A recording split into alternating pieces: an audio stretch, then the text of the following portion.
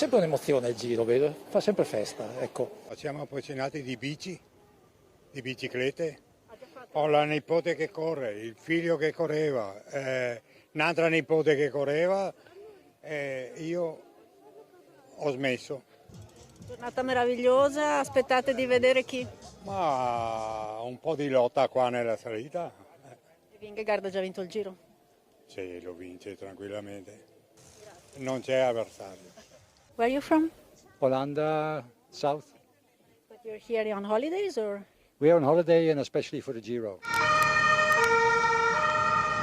E mi emoziona questa cosa. Vederli salire qui a Cadel Poggio fai fatica tu, perché sai cosa significa, anche venendo su a piedi.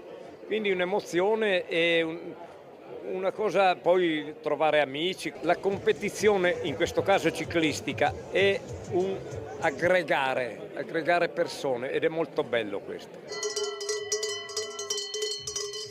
Siete fortissimi. Siamo fortissimi e siamo pronti da ieri praticamente.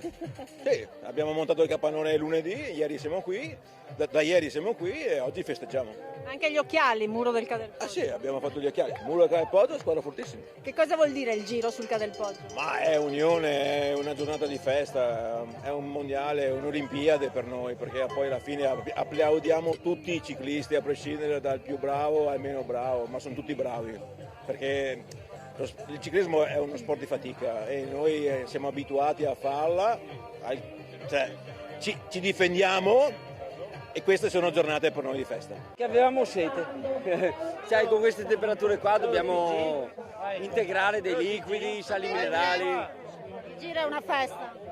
Questa è una festa e dobbiamo essere orgogliosi che il Giro passi per di qua. Indipendentemente da dove parta o arriva il Giro d'Italia è il Veneto, il Veneto è il Giro d'Italia. E quindi sono venuto a celebrare il passaggio della carovana rosa, dei ciclisti, e poi è anche bello passare del tempo con gli appassionati di ciclismo. È un modo per fare comunità, per stare insieme, per divertirsi, in attesa appunto del passaggio dei corridori. E poi qua insomma Cadel Poggio è ormai diventato tappa fissa del Giro d'Italia, un passaggio molto difficile per i corridori, però insomma bellissimo. Lei l'ha mai fatto in bici?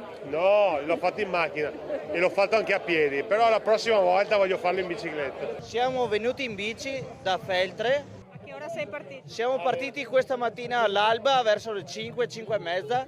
Oggi Sammy qui cosa avrebbe fatto? Cosa avrebbe detto? Beh, come le altre volte, festa.